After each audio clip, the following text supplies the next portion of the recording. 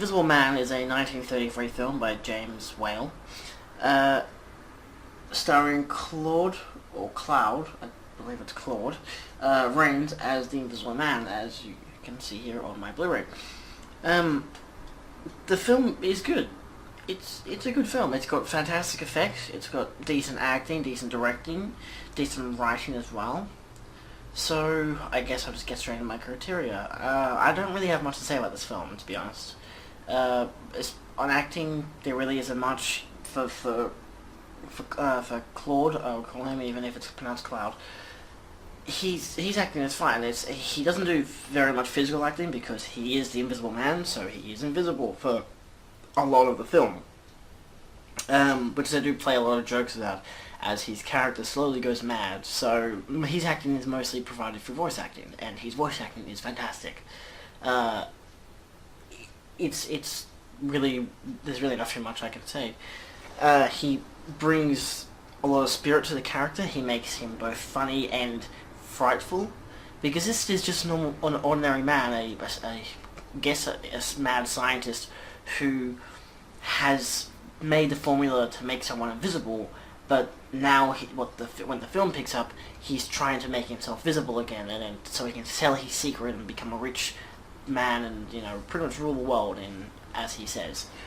And that's pretty much the story of the film, or at least the plot, in a way. The idea, the summary. There isn't much to it. It's pretty much that, and then it's a manhunt after the Invisible Man. He kills a couple people. It's very interesting how many people die in this film. As this is the second film by Whale after Frankenstein. I don't know if it was the second directed film, but he did Frankenstein, Frankenstein's Bride, and you can see that this film is very similar to Frankenstein, as the Invisible Man is very much an outsider to this town that he visits at first, and then he just happens to kill a couple of people as he starts going mad, and it just goes crazy. And that's just the acting. The acting is really all on him. Everyone else is fine, they're convincing in their characters, it's fine. Directing, Whale does a great job. You can still feel that it's very much a Whale film. There's not really much I can add to that. Writing, it's fine. It doesn't seem ridiculous at all. There are some definite caricatures, as in one of the guys who was his colleague is in love with the same girl that he was in love with, and he's kind of the bad guy, but kind of pretty much the Invisible Man in his own right is the villain of the film, which is interesting, because there really isn't a good guy to fall back on when you think about it, because the Invisible Man is the one who goes crazy. He's the one who kills the people. He's the one who is considered the monster because he is invisible. And that's really all it goes. There isn't much horror to the film as it goes. It would be more like a Paranormal Activity type of horror, where it's just props floating around and people screaming, and then some people get murdered, but you can't really tell if they're being choked or... Well, you can tell if they're being choked because they're kind of like this, like classic Star Wars style. Of course, Star Wars came later, I know that. Or they get punched or kicked, so they go like, oh, and then they fall to the ground or whatever. They're easily the most graphic death scene is like two, where one guy gets pushed off a cliff, and when they were searching for the Invisible Man, he's like, oh, you happy you found me now? Here, and he throws him off the cliff. And another guy comes, and then like this whole group of people come along and like, oh my god, look, and it's like, here, maybe you can see what he sees, and pushes another guy off a cliff.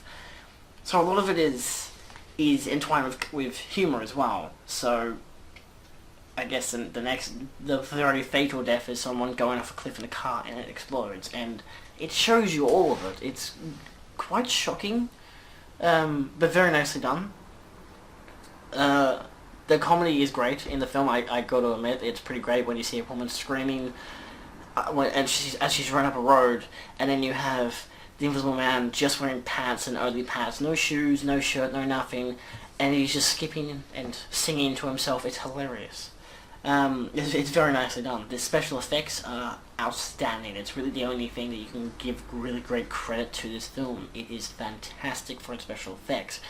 And if you watch any of the sequels, it just gets better, as I know through watching the documentary on the DVD, on the Blu-ray, because I'm not really going to watch the sequels because I don't own them. But they seem interesting enough. Overall effect, it's funny, it's interesting to watch, it's a nice look at certain characters and how the main kind of event of him turning himself into an invisible man is never seen. Which is nice. Like, when you first see that he's invisible, he starts taking off pieces of himself and throwing them at a cop and whatever, so it just gets you right into the action, so, which is very nice. It's kind of, it's very suspenseful in that manner. So it's a very enjoyable film to watch. Does it hold up? Yes, I think it does. I think the effects are fantastic. Even though, yes, I did watch this on Blu-ray, they can't add anything to the effects on a Blu-ray, because the effects weren't done digitally. They were done because they had actual literal film, and they had to layer it with how they filmed it, and it's extraordinary. They go into detail as to how they actually made him look invisible. And some of the shots you can tell there's a little black line around him, but like you kind of like it's fine. You know, this is mainly when he's got clothes on that you can tell there's a black line, so it's obviously been superimposed and whatever to an extent. But I think it works well. It's a really good film, and I really enjoyed it. Rewatchable? I mean, yeah. I think it's more rewatchable than The Mummy or Dracula, because The Mummy or Dracula, you watch it for the special effects and the performances of the key players.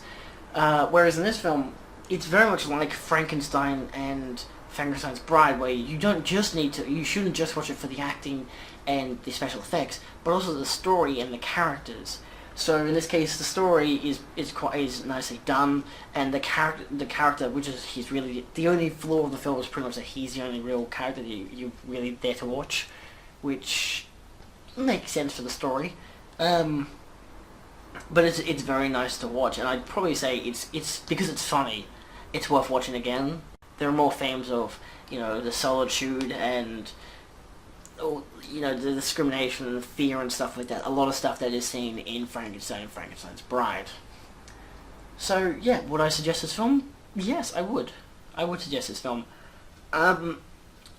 Ratings. Now, I did forget to do a rating of, in Frankenstein's Bride, so I think I just added that one in post. So in this case, I will say it's,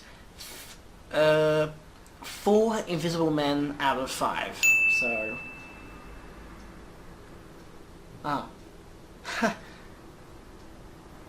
Just go on, take my word for it. Take my word for it. Okay. So yeah, next up we have one of the Wolfman films.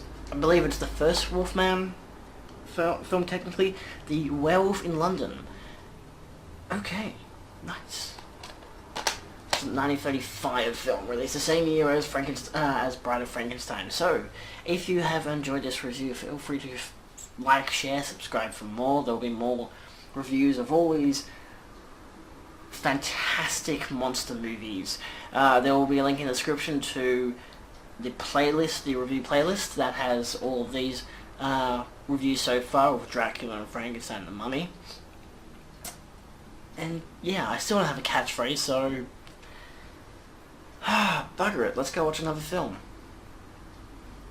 That sounds like a nice catchphrase. Let's go watch another film, you know, because there's always more to watch, always more to review. You don't have to review it, you can just appreciate it for what it is, but the benefit for me reviewing these films is I get to look at them in a very analytical way, and also feel like every single layer of the film, for how it's made, how it's written, how it's directed, how it's acted, and whatever. And it gives me more of an appreciation. Unless, of course, it's a piece of crap film, and I'm like, yeah, no thank you. So far, I haven't had any of those experiences. Awesome. Adios.